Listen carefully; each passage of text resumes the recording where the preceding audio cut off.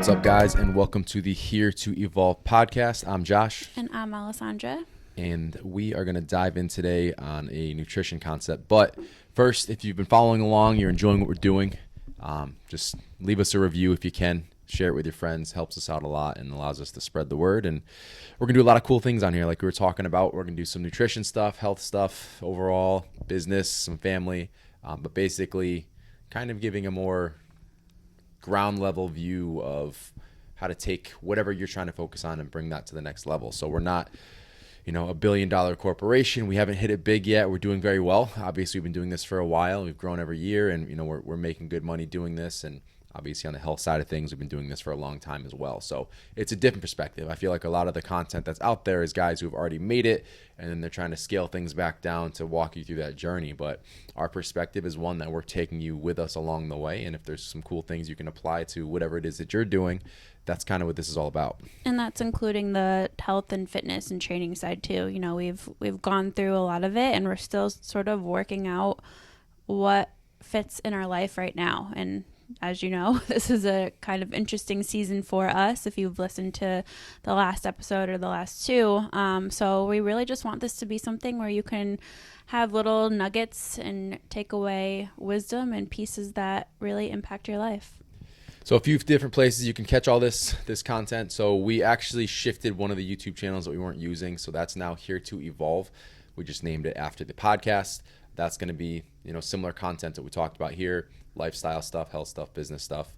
We're on Instagram. I'm at Josh Skutnik. She's Alessandra Skutnik. We've got the Here to Evolve page, which really is just more lifestyle stuff on Instagram. SD Evolution is our health and coaching business. Fit Coach Pro is our coach-to-coach business. We have a lot of different things going on. A lot of different things going on. We're trying to organize it the best that we can now. So putting it all in a bunch of different places. If you are watching along on YouTube, we added some really cool lights to the squat rack, and I'm dressed up like a green bean. So we'll kind of dive in here. Today's biggest theme is kind of something that's been bugging me a little bit as you go through the industry. There's some good things happening. So a lot of the go-to guys are calling out the bullshit and the nonsense, but it's being oversimplified on the other side. So we talk a lot about simple isn't sexy. When you say something crazy, that's what's sexy. That's what gets views. That's what gets likes. So now on the other side of things, people are taking that in direct contrast. So they go out to this with a good objective to, diffuse all the nonsense. Oh, you can't have sugar, this and that.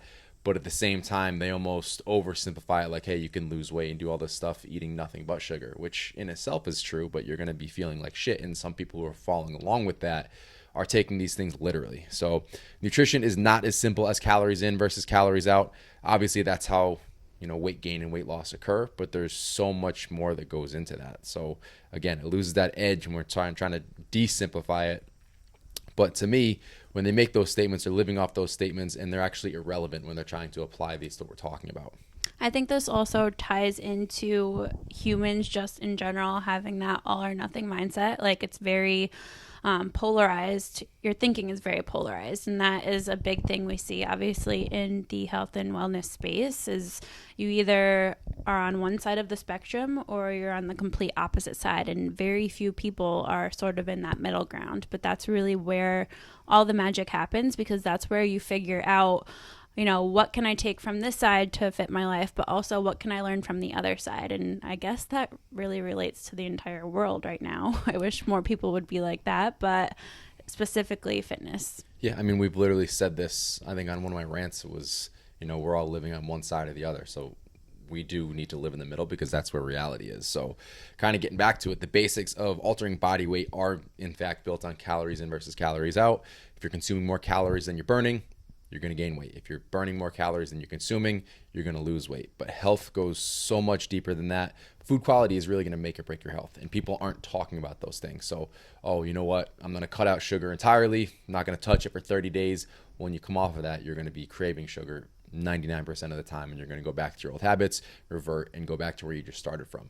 On the other side of things, I can eat bagels and donuts and, Pop-Tarts, and that's my entire diet. Yeah, you can lose weight doing that. You can gain weight doing that, but you're going to feel like dog shit. So what's not being talked about is that balance. Going back to the basics, the 80-20 rule you've heard for years and years and years. Your diet needs to be built on whole foods. You need nutrients or you're going to feel like garbage. Something that is kind of coming out now, and it's really cool to see this is actually becoming more mainstream, is the benefits of fiber. So this isn't just for digestion. Fiber is all about fueling your microbiota. We have more microbiota, the individual bacteria within our gut. We have more of those than we have human cells in our entire body. And we're just starting to scrape the surface of how important our diet is in fueling those. So to give you the rundown, real quick rundown, we're not going to dive into that too much on this episode, but fiber is a prebiotic. Basically, each individual source, so every different source of fiber that you consume feeds a different species of microbiota. And what that's doing is applying a different benefit towards your health. Just throw a couple off: energy, sleep, hormones. Every single species does a different thing within your body. So when you're eating the same things every day, even if they're good foods, if you're eating the same 10 fruits and vegetables every single week, yeah, that's a great start. But without that diversity, those other species of microbiota are actually starving and dying off. So they're no longer providing those benefits to your body. So what we focus on with our clients, we talk a lot about fiber. I'm a fiber Nazi. You can ask all my clients the same deal. I'm always harping on that if they fall below a minimum threshold. But fiber intake and fiber diversity, making sure that we're getting everything out of this that we can, making sure everything with their overall health is thriving. So that's something where you don't want to get too complacent. Go to the grocery store, walk through the produce aisle, close your eyes and just grab things, grab different fruits and veggies. If you haven't had something in a while, throw it in the cart and you're going to notice a benefit over the course of time. Yeah, this is something, like Josh said, we focus on a lot with our clients. And if you're a client listening right now, you're probably like, well, yeah, I track my fiber every day, every week. It's something I didn't really pay attention to before, but in paying attention to it now, it really just helps everything, even from a fat loss perspective too, because, you know, you're more satiated, you feel better, you're able to adhere to the program and the diet Energy's better. higher, you're moving more naturally. Everything just improves. But I think it would be interesting to kind of walk them through what our personal nutrition journeys have looked like, how this has played a role. You know, were we ever extreme? How did this look for you? You can go ahead and start. Way back when, I was always the skinny kid. I think I'm still the skinny kid, but it's a little less ridiculous. But I would just eat to eat. So going back 7th, 8th grade, you know, football coach would just say, oh, you know what, after every meal, have another peanut butter sandwich. Just throw down another peanut butter sandwich. So we're not taught to look for fruits and vegetables. Obviously, our parents want to force those on us. But for me, it was all about taking in calories. So I wasn't eating good things. I was eating a bunch of calorie-dense foods, so sugar, candy, peanut butter sandwiches, stuff like that. Not drinking a ton of water. So my skin was actually terrible growing up. I had the worst acne you've ever seen.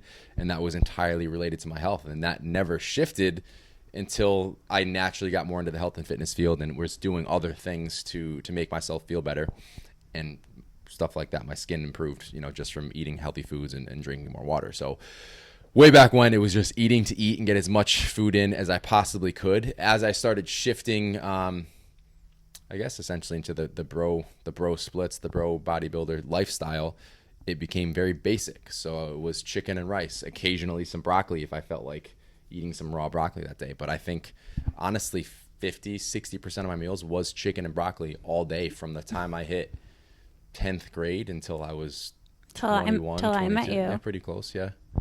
So that was that shift. And then as all this stuff was happening, I'm obviously pumping in a ton of supplements.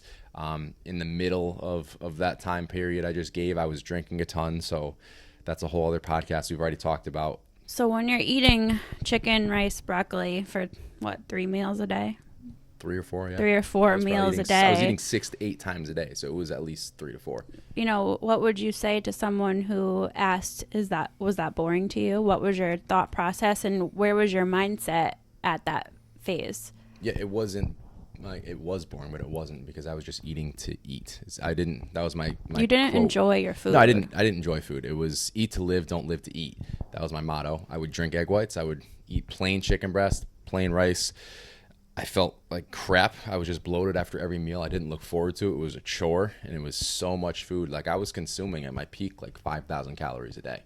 This was at 200 and just under 230 pounds.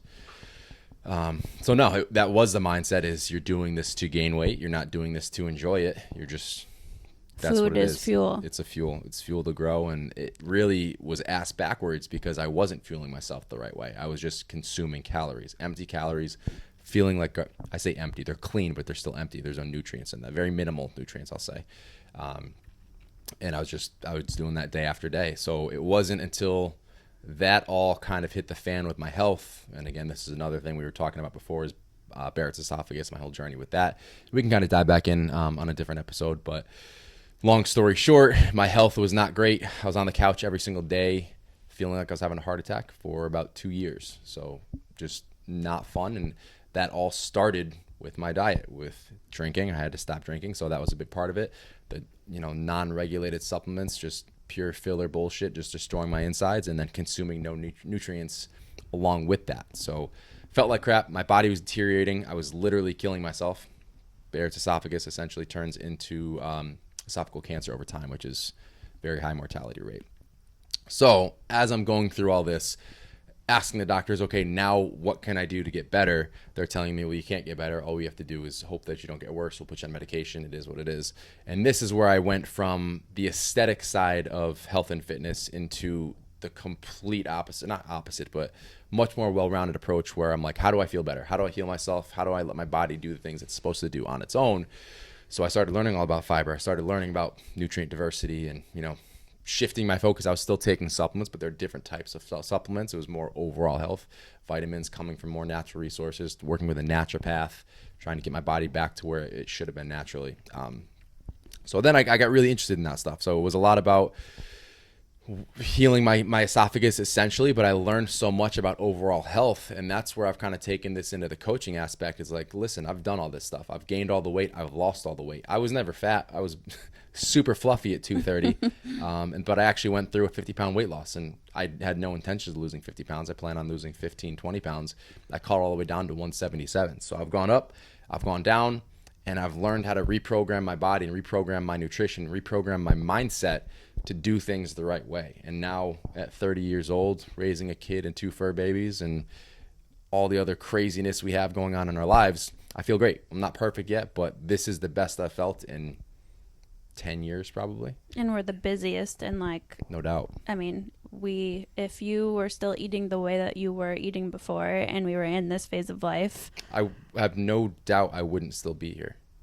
Did I say that right? I would not still be. I used to joke with my parents at 21 years old, I'm going to be lucky to make it to 25. That is how bad that I felt every single day. So no, it wouldn't look the same because I literally would not be here. Yeah, it's crazy to hear your story again, obviously, even though I know it. And, I entered it, I would say, at the bro diet, the end of the bro diet phase, because then we started... Post-alcohol and bro diet. And then we started our business, so we really, dove headfirst into macros a little bit more. And I would say even, I'll go through mine next, but even in the early stages of flexible dieting, and more so when it was IIFYM, if it fits your macros, we went from eating all those clean foods, because I did that with you for a little bit, to tracking our macros and just seeing what we could fit into our macros, I would say. So it was more of the Pop-Tarts and things like that.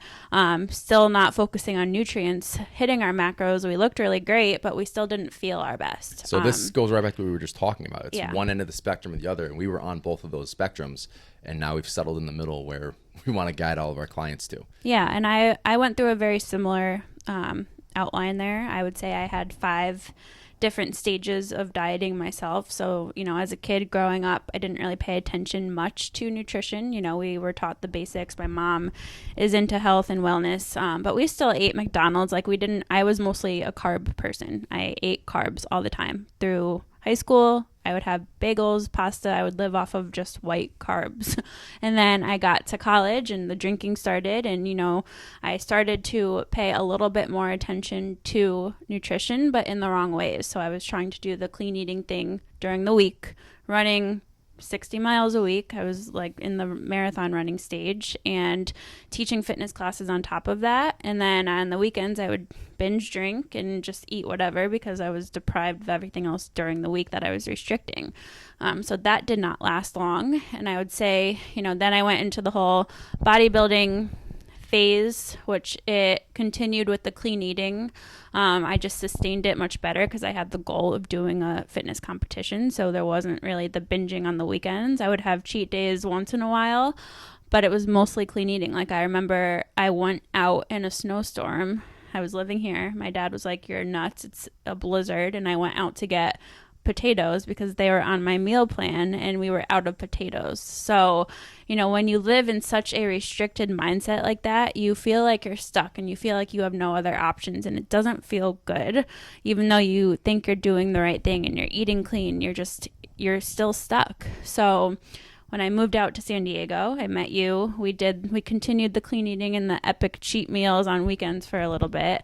And then Remember that 50-50 burger place? I was just going to say that. I have a picture. Maybe I'll throw it up on the video version here. Burgers half bacon, half, I guess bacon is still, I don't know. These burgers were literally the size of our heads, and we would just, because we restricted so much during the week, we would go out and stuff our faces with that, and then Until you were about to throw and up. then go get ice cream and stuff our faces. I remember laying like face down on our broken mattress at the time.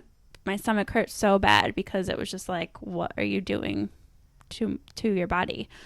So then we found flexible dieting. I think I started following Lane Norton, and we really just started to figure out what macros were and all of that. And like I said before, we sort of just went head first into, okay, what can I fit into my macros today? That's like the most random epic thing. Like I would make like desserts, and I put that in quotes, of like protein pudding with like Pop-Tarts and like Oreos and like all these things on it. And it was like, what is the purpose of that? Like, yeah, it fits your macros. Yeah, you can lose weight on this and look great.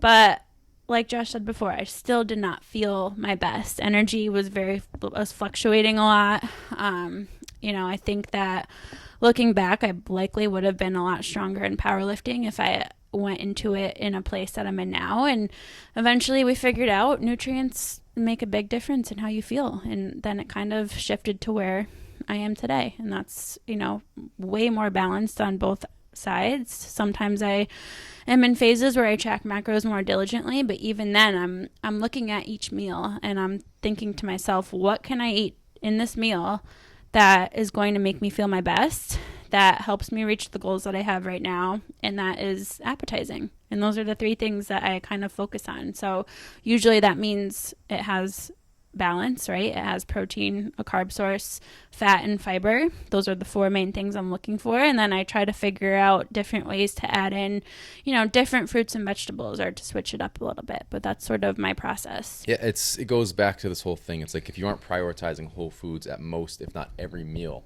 you're really missing the point. And if you want to have all these goals and do all these things and make all these transformations, this is going to take you to the next level. So you don't need a single supplement. You can take them. It's the last, 3 to 5% to get you over the top. But what's going to do so much more than that and also complement your macros so much better is prioritizing nutrients. So going back to the fiber thing, one of the books I read, Eat Yourself Healthy by Dr. Megan Rossi. If you haven't read that, I highly recommend it. It's a game-changing book. It'll change your life. It'll change how you feel. But she talks about fiber or your microbiota essentially as like a dinner guest. So when you're going to plan out all your meals, just like you talked about, looking for a nice protein, carb, fat source, fiber, whatever you want to make, obviously still prioritizing the whole foods, but treat your microbiota as a dinner guest. Essentially have something for them at every single meal. So, find a fruit, find a veggie, some type of plant source to feed them at every single meal. And regardless of what the rest of your meal looks like, some are going to go a lot better than others if you're eating out, if you're on a trip, whatever you're doing. If you still follow that basic principle, bring something for your microbiota, consume some type of fiber, some type of whole food. Just doing that is going to completely change the game. You're going to feel better. You're going to look better. You're going to notice a difference in your energy and your performance. And that's not cutting anything out. Do whatever you want. Going back to an extreme, it would still work this way. Have your Pop-Tarts and protein shake and call that a meal, and have a salad with that, have some carrots with that, have some whatever with that. Obviously, that's not what I'm preaching for you to do, but even in that extreme instance, you're still going to notice a difference by implementing some type of fiber source at every single meal.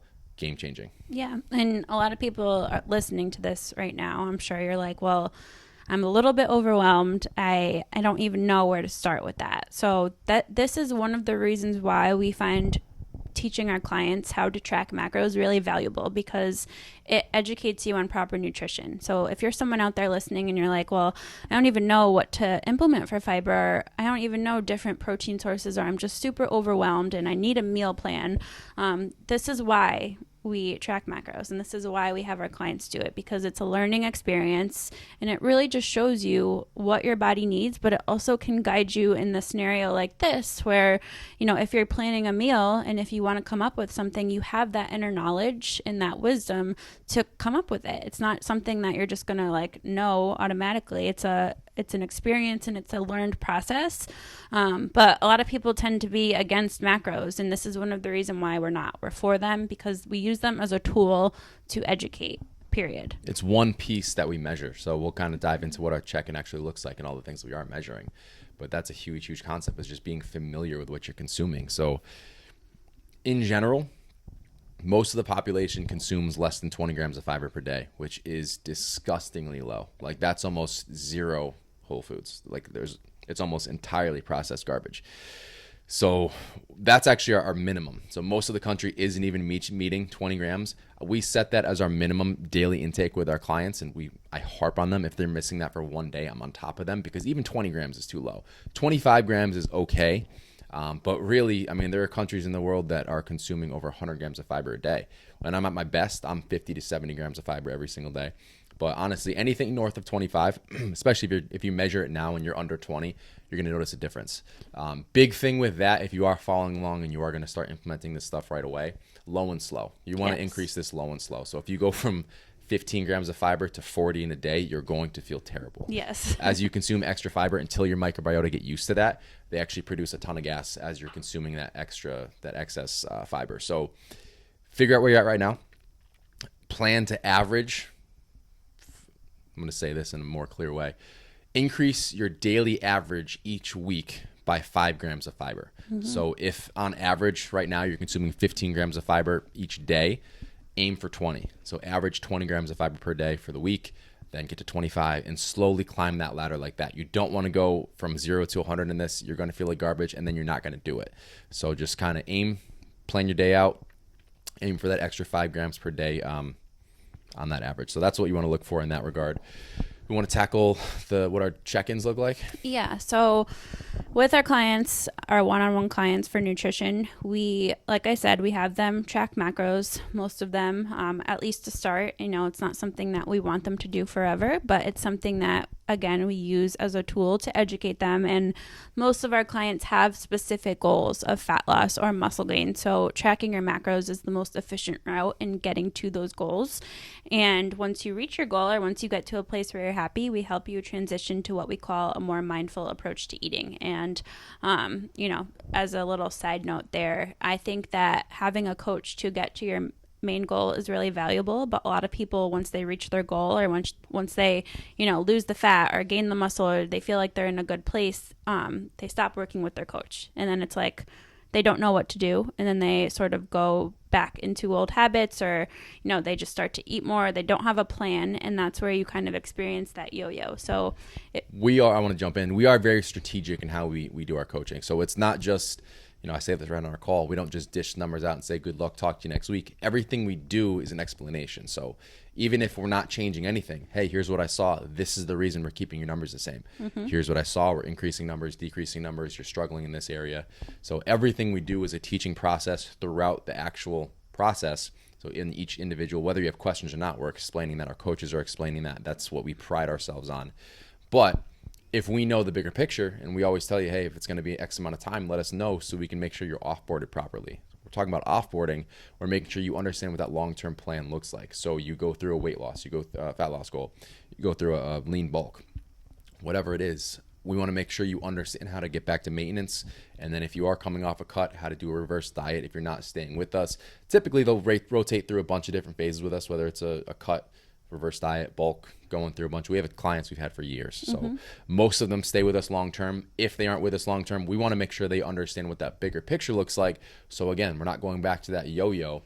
here's where we are, here's what we just did, here's what you would continue doing on your own to maintain this or take this into the next phase. Right. So we focus on macros.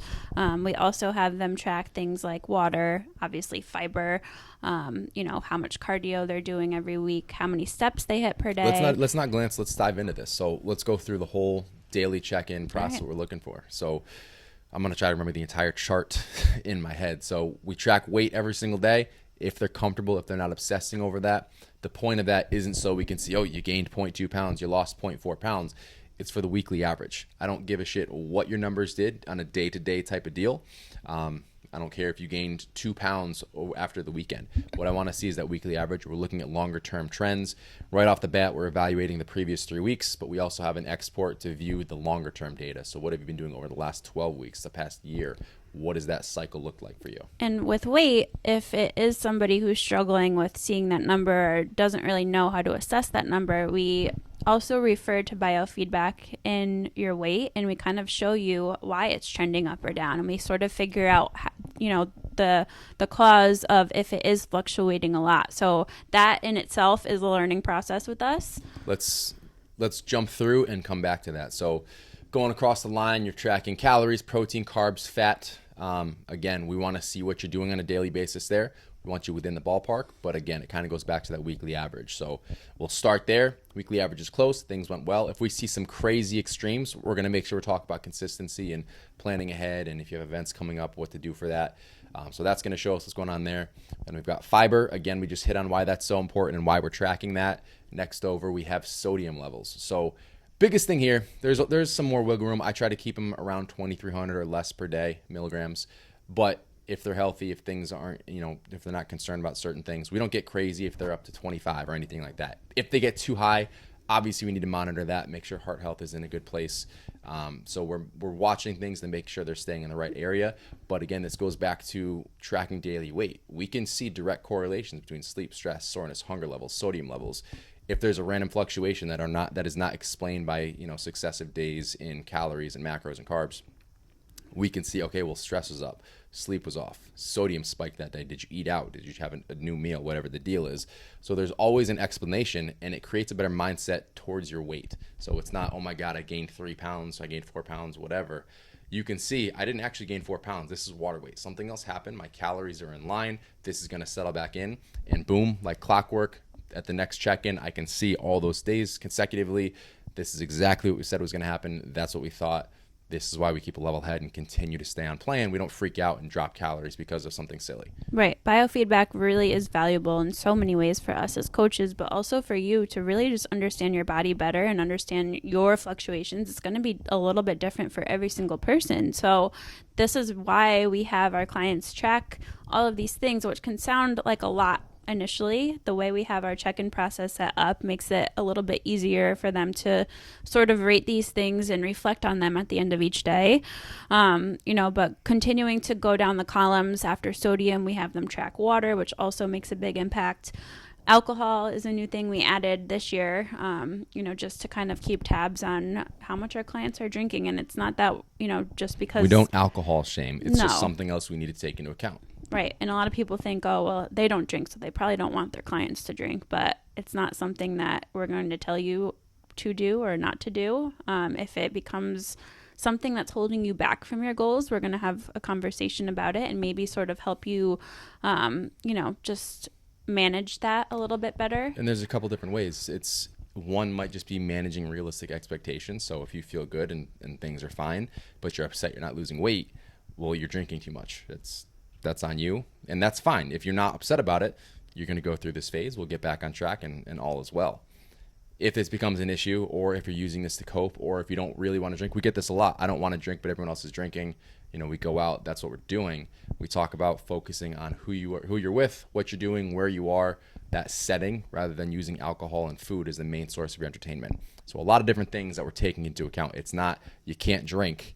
It's what's happening, why are you drinking, are you okay with what you're seeing while you're drinking? Yeah, a lot of responses to me, and I'm sure you, Josh, about alcohol, so we will dive into that in another episode, we obviously have one about it, but more so in the way that it can help you. So stay tuned for that. But continuing down what we have our clients track, we have them look at caffeine intake, cardio, daily steps, if they track those, just to sort of see, their daily activity levels. A lot of people don't realize how much your daily activity impacts your goals, especially when it comes to fat loss. Especially when we're talking about, okay, we'll keep your calories as high as possible for as long as possible. Or some people are reverse dieting and they don't realize, or they don't understand why they're losing weight initially. That can just be a natural effect where you're moving more as you feel better. Energy is higher. You're going on walks. You're just active throughout the day. You're not as sedentary. All these things have positive impacts. Again, we want to set a minimum here. You don't want to be sedentary. So typically 7,000 steps a day is like the golden spot. There's not a ton of benefits that happen afterwards.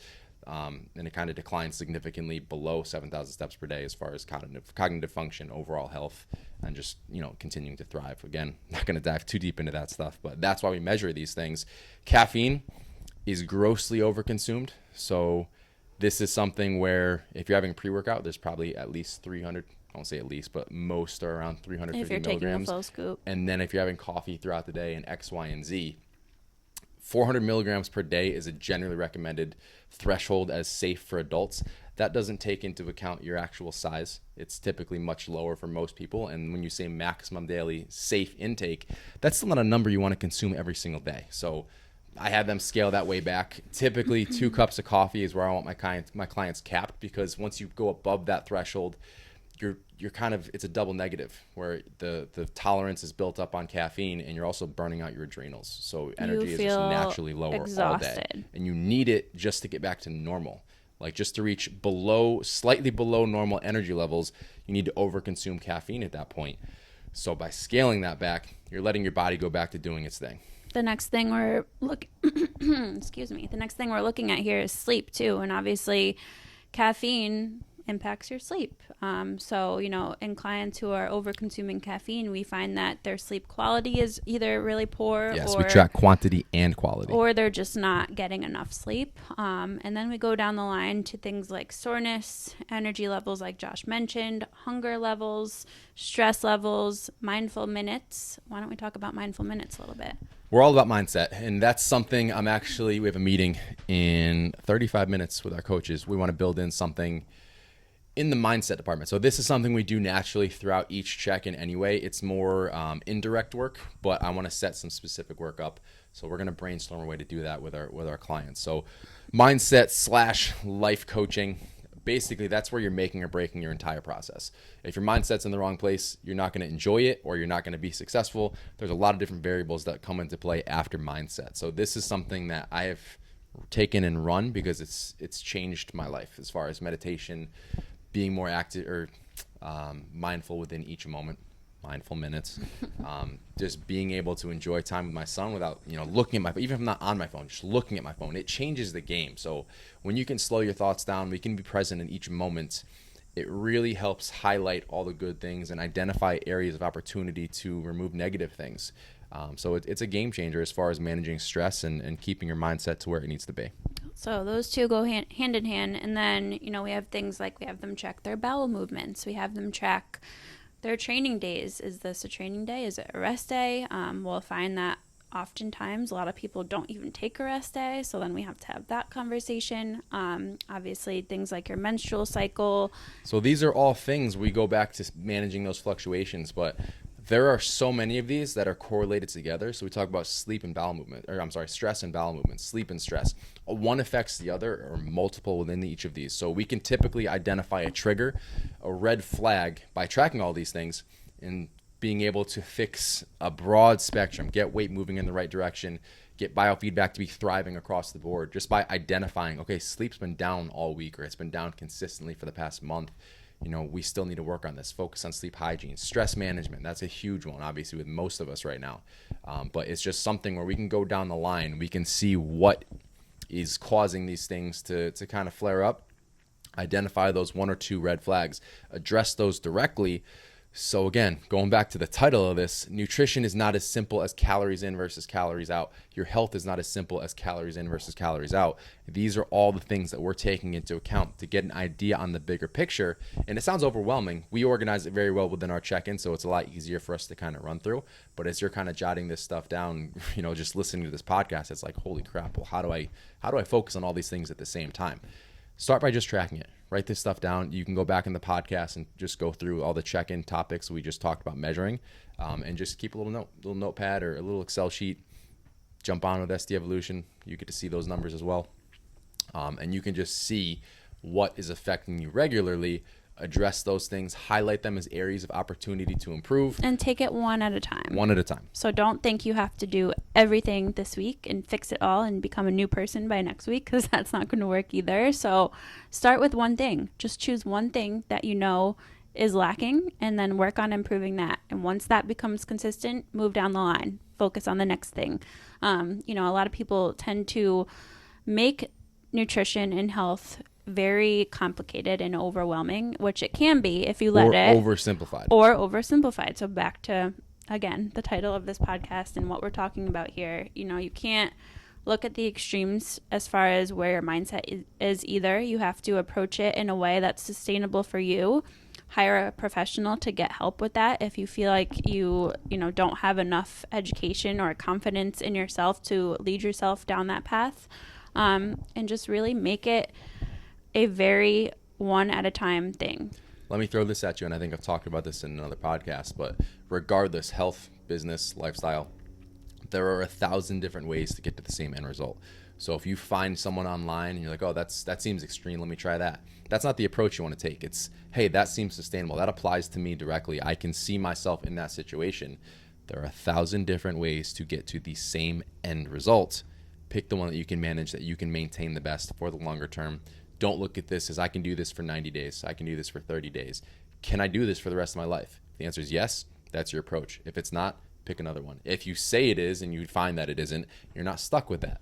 Don't jump from program to program, but modify that a little bit or find something that totally aligns better.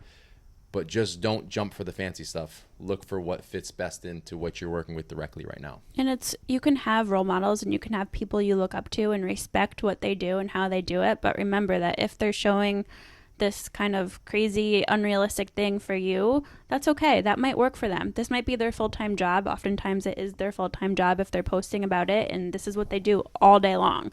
They don't have kids. They don't have work. They don't have all of life's things. So it might work for them, but it doesn't mean it has to work for you. So take little nuggets from each person that you look up to figure out what you can compile into your own little bucket of goodness to really just impact your life in a greater way. And I'm going to do a shameless plug here. When you're looking for a coach, don't look for the guy who's the most shredded or, does the most extreme stuff. No, that's really cool. I'd love to do that for the short term. Look for someone who you really align with, someone who's going through similar things, has gone through similar issues, has recovered from similar types of situations, or trains directly if you're an athlete or anything along those lines with what you're wanting to do. So those are just a couple of things you can focus on. But when you're picking somebody, don't go by the aesthetics, because you have no idea what their credentials are. You have no idea what they've actually done and what their experience level is. If they're aligning, you've been following along with their journey, and they align with the things that you do and you want to do, then you jump on for a call. You find out some more information. If it's a good fit after all that, then you sign up and move forward. Don't throw your life savings into something that you have no idea if it's going to be a good fit, and you're already skeptical about it to begin with. So that's what SD Evolution is really big on, is understanding what you're going through, adapting our programming around that. It's not a one-size-fits-all type of deal. We have questionnaires you fill out. We build a program around those situations, and our coaches are trained to do that specifically. So that's where we're at. We want to meet you where you are. We don't want you to just do things the way we do them. We want to see what you're doing, see how we can help you make it better, and get you to where you want to be, because it's going to take those small steps. It's going to take focus and determination, and you can't skip all of those things, but you have to have the right mindset and right intention and trust who you're working with. Absolutely. So we're going to wrap it up here. Again, if you want to follow along with our 1,500 different avenues we just opened up, Here to Evolve is the podcast. We're in Spotify. We're in Apple Podcast. And on YouTube. On YouTube now, the channel is Here to Evolve if you want to see the video version of this. with a really cool light in my green bean outfit. Alessandra Skutnik, Josh Skutnik on Instagram. Here to Evolve is also an Instagram account. Nope, it's Our Evolving Nope, Life. it's not Here to Evolve. It's Our Evolving Life. I think I said that wrong in the beginning. You did. I was going to correct you, but I figured I would do it now. And then SD Evolution is our health coaching business. Fit Coach Pro is our coach-to-coach business where you can actually create these portals. We just ran you through that check-in process. That's where we're at. Again, if you enjoyed this, please leave us a review. We really appreciate that. Share us with a friend. Help us spread the word. Or even just drop in our DMs. Let us know that you liked it and, you know, share it on your story. It all helps. So we appreciate when you guys do that. No doubt. Shoot us some questions on Instagram and we'll try to go through these. We'll probably do a Q&A on a couple of these podcasts as well. So For sure. thanks for tuning in and we'll catch you guys next time. Bye.